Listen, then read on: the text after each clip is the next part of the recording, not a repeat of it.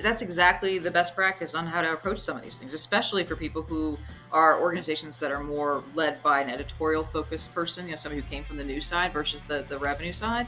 This is a perfect place for them to really dive in, because this is brainstorming at its best, right? You're not bringing something to sell to an advertiser, you are bringing them along as a partner. So you're going to sit down with them and say, what do we want to help our community do or know about? What's your focus? What's your passion? What are some of the things that your business cares about? What do our audiences care about? Then you start to build a plan with them. Then you start getting some really interesting projects going. So it's business led, it's business supported, but certainly it's paid for by an organization. So it's a little different than philanthropy, but it's sort of in the same roots. Yeah, I think it's the same house, at least. It's the same house, A right? different room down the hall, but it's fine.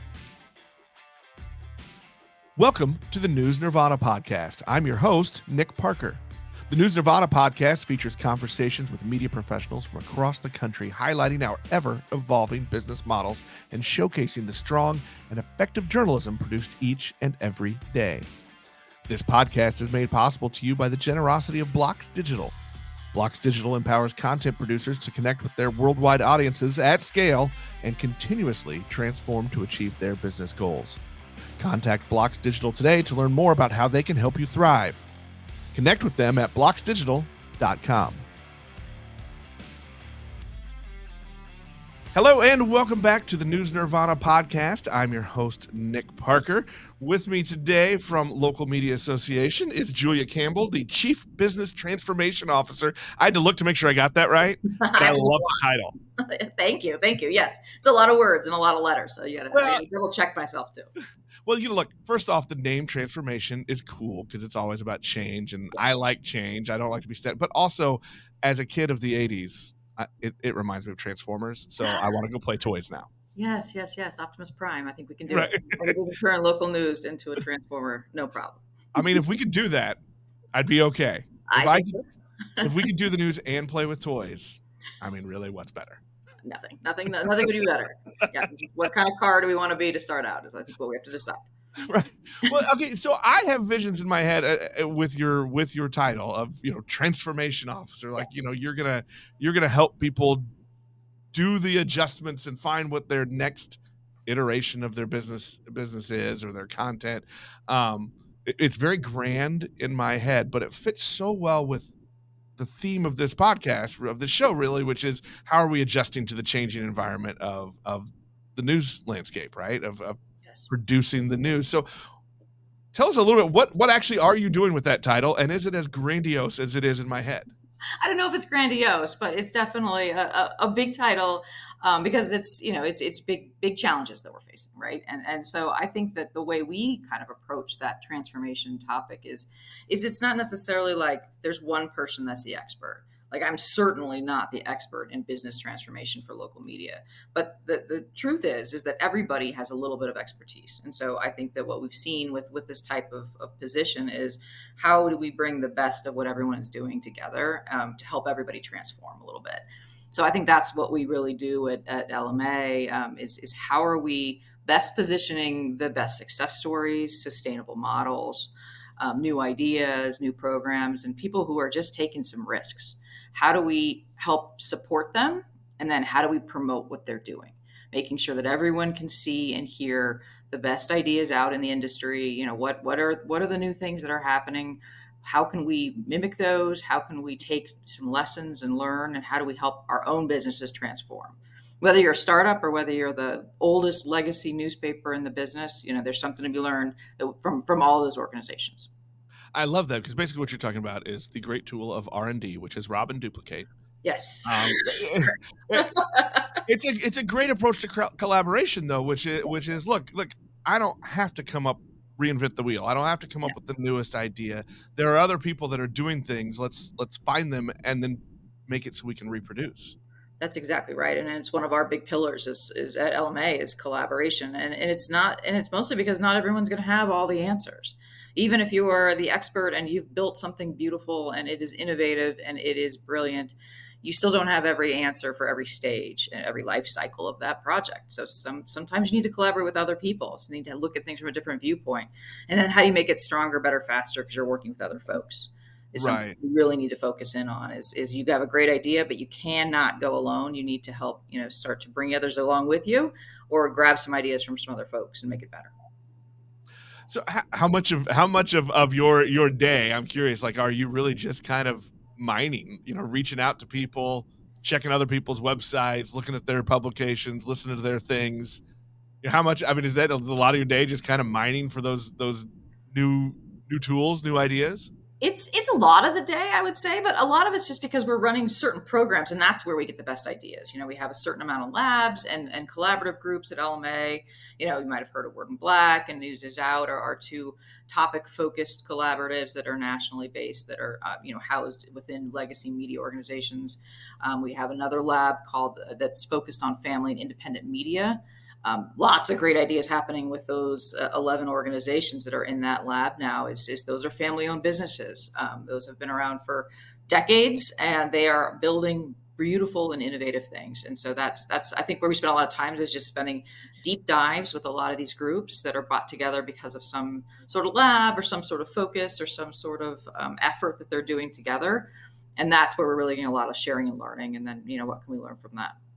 For those that are not part of LMA, that haven't joined you yet, and we'll let you get to where you can tell Of people how to course, of join. course, yeah. But I mean, tell us a little bit about those labs, and like, I'm curious what your approach is there, and what you're trying to set up so that you get people together to have that interaction.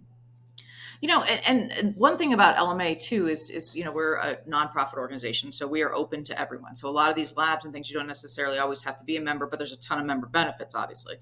But that's something that we try to make as many things as open to everybody who's interested as possible. A lot of them have some sort of application program or some sort of criteria to be part of them, and then others don't. The branded content project that I run as well is a great example of something that is open to everyone. So it's as simple as signing up for some of those newsletters and just hearing about what's going on and finding the opportunities that are open to everyone, because there's a lot of them out there. And from the LMA standpoint, how are we collaborating with other member organizations to help, kind of collaborate on our own firepower, right? So, what can we do with other media companies? What can we do with other associations like Local Media Consortium and Lion and some of the others? What are some of those collaborative groups that you formed that are really kind of, I mean, can you tell us a little about a couple of them that are maybe really starting to build an audience, build collaboration? The best example I think we have right now, or at least it's the one that we've been doing the longest, is Word and Black. That is a collaboration of 10 legendary Black press organizations. They've all been working together on and off for decades. They've known each other. They came together right after George Floyd. So I think 2020 is when they came together to form this group of the 10 publications and to create a national platform to talk about content issues that affect their communities. But the interesting part is they came together. Obviously, content's first when these collaborators come together, but they've come together in a business way too. We do a lot of branded content, a lot of shared philanthropic types of programs with Word and Black, and they have actually grown so much they've just become a public benefit corporation as of January 1st. So they're That's their own awesome. business now. It is awesome. It's an awesome model. It's great. Are there some other examples you can toss out for us? Yeah, so Word and Black is one. We've got another group of six LGBTQ publications that have come together called News is Out. We have a couple of location-based collaboratives. There's one at Oklahoma Media Center and a few others, and that's on the collaborative side. So those are media companies that come together to collaborate for content and business reasons. But then, there's all sorts of other types of collaboratives that come together. There's a philanthropy lab that I know you talked with Frank on the LMA team about, but those types of labs. So those are other types of collaborative efforts. The family lab that I mentioned too. So these are not necessarily content based. It's more about learning and sharing. They come together because of a grant that is funded in some way to bring these types of people together to learn from each other. That was going to be my next thing was, are you mostly focusing on content side of things, or are you really trying to create collaborative groups for all parts of the business? So the interesting part about LMA is their focus is business transformation. Right. It always has been. So some of these newer content efforts that they've been involved with are definitely new for the organization. So our main focus is always to bring people together to help their business become more sustainable. And that's always been our focus. So that's always first and foremost. And then it's sometimes you realize that the content has to come along with that. That's part of the business model that works. So how can we help in all ways to make sure that they're creating a transformation for their business to a digital platform or whatever it is that they need in that instance. This has come up a lot, and I want to say a lot more recently than it has because it sporadically has come up as we've done the show now in our third season. Though that we are better, and I say we as an industry, the royal we here, Yeah, we are better now at realizing the business and the content have to work hand in hand. absolutely, And we not only does it, give us the revenue sustainability, but it's helping our product too. absolutely. By by meshing those more effectively and cleaner than we have, than the brick wall of the past, that we're better for it. Absolutely. And I think that, over time we realize that these things do have to work together and there can't be such a giant firewall. My favorite project that I do is branded content. And that is exactly that, right? That is bringing the editorial concept together with the business side and helping businesses grow. That's really what local media organizations do best, right? They do three things. They create content, education, information where people want it when they want it. They help businesses grow, and the third thing is that they speak for those who can't speak for themselves. So they work with nonprofit communities and those organizations in their communities that need help. So when you mix those three things, that's when you have something powerful. That's what we're seeing a lot with branded content efforts is how are we bringing businesses together with the content side to help us fuel more information for our communities. So it becomes powerful when you kind of cross the lines rather than keeping them separate. We have, and I'm glad you brought up branded content there because I Yeah. do want to switch over to that a little bit. We've had a few episodes where we've talked Sure. about branded content, and to me, it's kind of like the AI conversation where Yeah. it can mean a Oh million yeah. things, right? Like there are so many tools, so many approaches. So I'm gonna start with you. When you say you love working with branded content, and that's a a focus area for you Yeah. as you help work with news organizations. What are you thinking of? Like, what is in your head when you think branded content? So it's such a broad definition. Right. I mean, it's huge, right? And it seems like, oh, is that the new shiny object? And it's absolutely not. It's the same thing we've been doing for 100 years.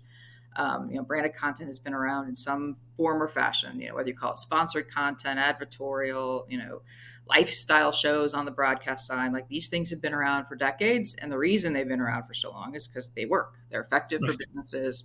They're great for the audiences because you're providing information, education, and it's a revenue driver. And it's a revenue driver in a good way, where that advertisement is content based, so it really feeds all the different needs of an organization. We have a project. I mentioned the branded content project. It's a joint collaboration between LMA and Local Media Consortium. We've been funded by Meta for a few years with the goal of that this is a revenue stream that everyone needs to have as part of their business model. This is the perfect mix of business planning, advertising for the clients that they work with, but also content for those audiences. So this is the sweet spot where local media can really excel. And that's why we're seeing so many folks, really either taking a turn back to it if they abandoned somewhere in the past, or they're growing what they've already been doing for a long time. There's a lot of opportunity. Is are you more focused on helping organizations, create their own? Are you focused on distribution of things like that? Like where is your focus and approach to So being a service? yeah, we do all of it. So we Okay. we are focused on helping the sales folks figure out how to better sell this, how to prospect, package branded content efforts up for their advertisers. We do work a lot on the content creation side. How do we help create better content? How do we measure that content? How are we distributing the content? Because certainly just dropping some things on a website and hoping someone finds it is not also a super great business model. Like, how are we? Right? It's like, well, that's awesome that you paid me for that, but no one saw it. So how are we going to drive some more traffic to those articles? Like, how do we really help people find a distribution plan? Because that's what local media is. They're an audience, right? So we don't. I always say we We don't sell content, we sell audience. And that's why is that local media companies have the audience. So how do you, better formalize something for your distribution plan? So we help them with that. We help with any other sticky points that come up. We focus a lot on the education. So we're, whether it's a sales team or a content studio or, anybody else in the organization, like how can we help you do this better is really our goal.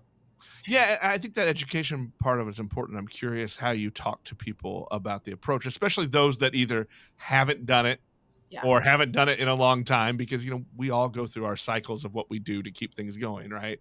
And Yeah. we leave things, we pivot and then we forget. Yeah. It's like, oh, that's right. Uh, We did that. It was awesome. Yeah. but I mean, so what is kind of how are you talking to people about about approaching this and setting up so that they can go bring it in? Because I think for a lot of people, it's either foreign or verboten for some on the content side, right? Right. Right. I Right. mean, so how are you kind of doing that education process? So we have a few different things that we've been doing the branded content project now for about 5 years. So we have a variety of different things that work for different people. Obviously we do the big webinars every month that bring in speakers. The best way to help educate is to show off people who are doing it well. So we spend a lot of time. How do we bring people in that are doing this well and showcase them in order for others to learn? We have certificate programs that are easy, self-service type of training. So, grab a cup of coffee, sit down, watch some videos, take some quizzes, and you get your branded badge at the end. So we have something that's really easy, turnkey, take things on your own time. And then really, truly, like Who doesn't love a good badge or certificate? who doesn't love a branded badge, right? You get a little certificate. It's awesome. Yeah, everybody needs that. So, post it on LinkedIn. It's fun. It's good times. But the big thing for us is almost, eating our own cooking, right? So we need to create content that educates. So we write a lot of case studies. We do a lot of research with folks like Burrell or Maggot. How do we provide some of those tangible pieces that people can pass on to their sales team? So whether it's video series, we have something called the Crash Course that we're in the middle of building right now. That people can take with them and send it to the people in their organizations that need it the most. So we know that in order, everyone's incredibly busy. They have a million things to do every day. So we need to meet them wherever they are on the training side. It might be a big call, it might be a workshop, it might be a boot camp that we're hosting, but it might just be a weekly video that they can send to the sales team. Do you find that people are, you said meet them where they are. Are you finding that just everybody's at every part of that process and timeline? Absolutely, they are. Some people want us to come to them. So it's like, I need you to join my sales call. And we do those types of trainings too, which are pretty effective because then you can customize it to their team and their own unique situation. But some folks, they just, they don't have time to come to a boot camp, each week, or they may miss a call or two and they need to do it, on their own schedule. So you got to have everything that's accessible all the time and just make sure you're passing it to them wherever they live. The News Nirvana podcast is made possible by the generosity of Blocks Digital. Blocks Digital empowers content producers to connect with their worldwide audiences at scale and continuously transform to achieve their business goals. Contact Blocks Digital today to learn more about how they can help you thrive. Connect with them at blocksdigital.com. I'm curious what a branded content bootcamp looks like. Oh, the boot camps. Boot camps are fun. It's not terrible amounts of work. There's homework, but it's not bad. It's usually, a few weeks we tackle a topic. We've done advertiser-based topics. So it's like we did an entire boot camp on just selling to cannabis advertisers, for example. We did another boot camp on healthcare. Well, look, why not? There's so many states, and I'm out of Missouri, so we're a year and a half in now Sure. to recreation, legalizing recreational. I mean, why not? I know. I'm in Colorado, so it's obviously been around here for a long, long time. How are you talking to people about approaching that? I mean, because there's so many angles and different things, perspectives going in on it. Well, even get past the should we, shouldn't we? How are you talking to people about approaching that industry? So it's an interesting industry, especially because it's one industry where they have some limitations on the way they can advertise. There's a lot of things they can't do. And so we found for cannabis advertisers, cannabis businesses, they can advertise through content. They have a very big need, especially as they're coming into a state, to educate people on how the process is going to work, what's available, how, what do I need to know. So that's something that's been very appealing to a lot of cannabis advertisers is I need an education plan to be able to differentiate myself from the millions of businesses that are going to pop up instantly. And then how do I make sure the customers know, how this is going to work as it becomes new in the state? And then, just kind of keeping that name recognition going too. So content has been very popular for cannabis businesses.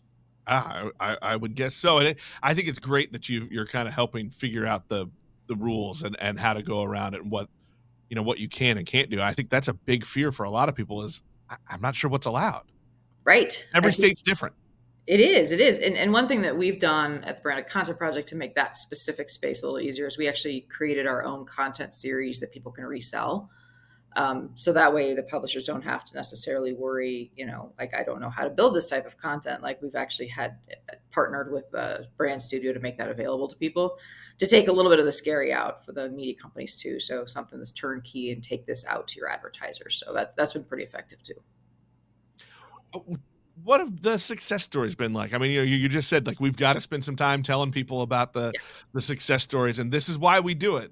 This is a thing that can be repeatable, that is sustainable. What are some of those success stories? Oh, we've got so many, and all across the board on who is successful. So it doesn't matter if you're the biggest broadcaster in the country or if you are the smallest startup in a two-person operation. So we've got a success story for you. We've seen, one of my favorite topics and one of the areas where I see the most growth, and it's definitely a success story, is in cause marketing and corporate social responsibility. So one of the success stories I always talk about is something they built at the Dallas Morning News. It's a product called Forward DFW. It is a cause marketing corporate social responsibility platform. So they brought together a few founding advertisers, Toyota, Frito-Lay, Baylor Scott and White, a few others to build this program a few years back with the goal of not talking about potato chips or cars. We're going to talk about what they're doing for the Dallas community and how they're moving Dallas forward together. So that is one of my favorite success stories because it's something that I feel every local media company should do.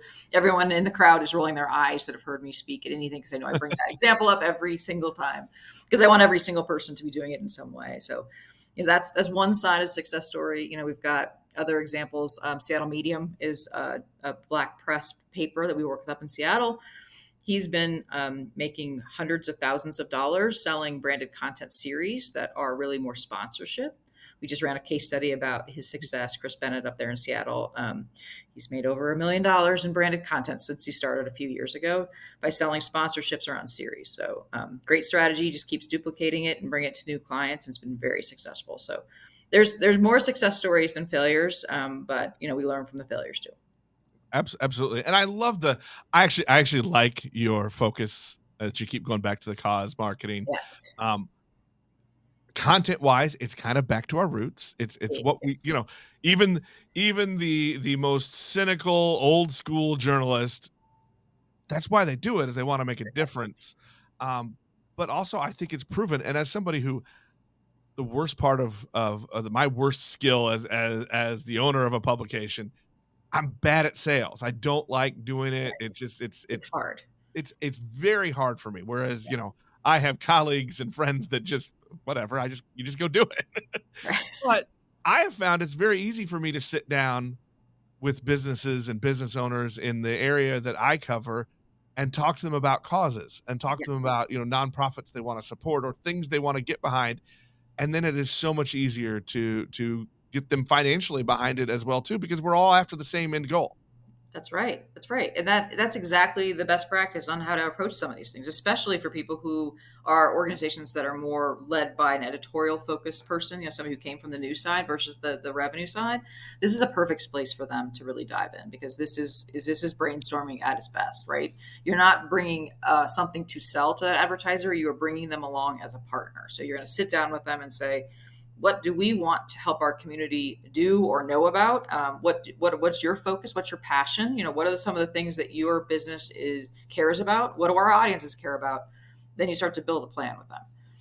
Is Right. that sustainability? Are we talking about food scarcity? What are important issues that our editorial teams want to cover and maybe don't have the staff or the time to cover? Well, let's go find a business partner who's going to help us fund that, somebody who's going to help support it because their focus is the same thing. They want to see the same things in the community. That's when you start getting some really interesting projects going. So it's business led, it's business supported, but certainly, it's paid for by an organization. So it's a little different than philanthropy, but it's sort of in the same roots. Yeah, I think it's the same house at least. It's the same house, A right? different room down the hall, but it's fine. It's the same concept, right? Like, who's going to support the journalism? Like, does it need to be it could be a foundation, but it could also be a business. We do projects with Deloitte and Wells Fargo and AARP and others. It can be those types of businesses. Right, right. And I think that, you said it too, for those that came up on the editorial side like me and have trouble, or as my friend tells me, it just gets me past my own mental blockers. That's right. That's right. I'm editorial side too, so I get it. It's like the sales thing is not in not in my blood, right? It's Right. But that's another thing, much like getting used to, blending the two sides of the wall. Maybe we'll start doing a better job of training people like us to understand and embrace the business aspect of it as well. Yes. Instead of waiting till, we're older and desperate. That's right. That's right. No, then it's more about like, what kinds of projects do you want to do, and not so much like, I need to go sell my widget. It's different. Yeah, exactly. Well, as we wrap up here, I am curious, what are some projects you've got coming up? Maybe some groups or new labs, or what are some things you're excited about? So I'm always excited about all the different calls that we have for the Branded Content Project. That's the first thing I always have to talk about. We've been doing it for 5 years. We've got a couple of new workshop types of programs coming out, and then we have monthly calls.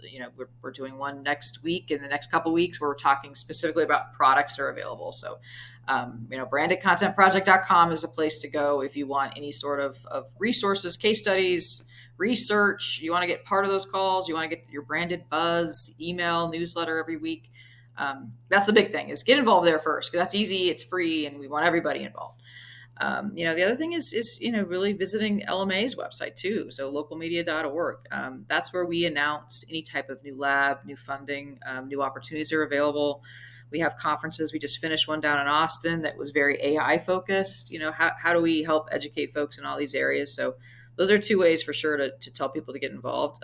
There's the AI space is interesting. I would say one of the things that I'm very excited about, I'm starting to see some movement with the media companies people should watch out for, is obviously some projects around first party data. Past the point of collecting it, like, how are we going to use it is what we're starting to see. Is how do we monetize it? So keep an eye out for those types of things. Yeah. Stay on top of it. But I love actually that you're, really what you're telling people is just go join some of these groups, get involved, Yes. talk to people, see what other people are doing, share your ideas, and something magical is going to happen. That's right. There's unicorns out there. Go watch for the unicorns. They're hiding out there. You can do it too. I mean, that'll be the new podcast, or change our name to Unicorns Are Real.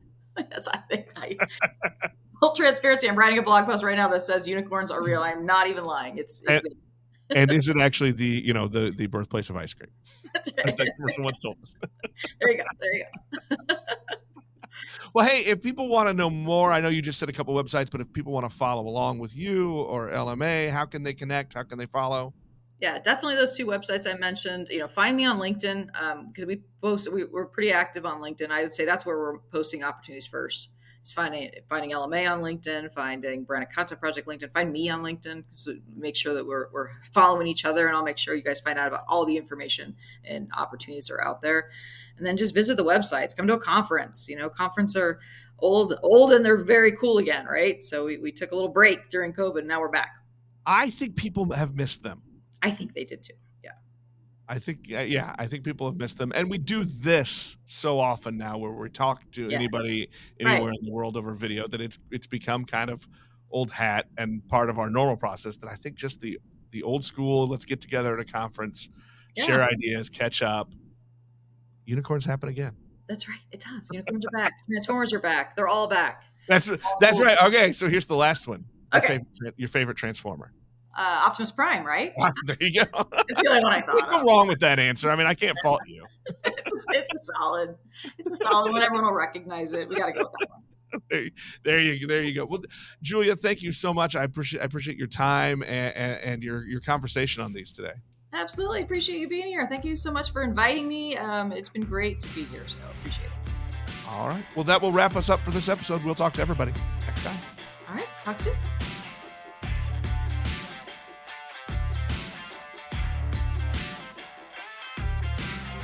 The News Nirvana podcast is available on Apple Podcasts, Google Podcasts, Spotify, or most any of your favorite podcast apps. The News Nirvana podcast is made possible by the generosity of Blocks Digital. Connect with them at blocksdigital.com. The News Nirvana podcast is produced by Fredcasts. Think, speak, act,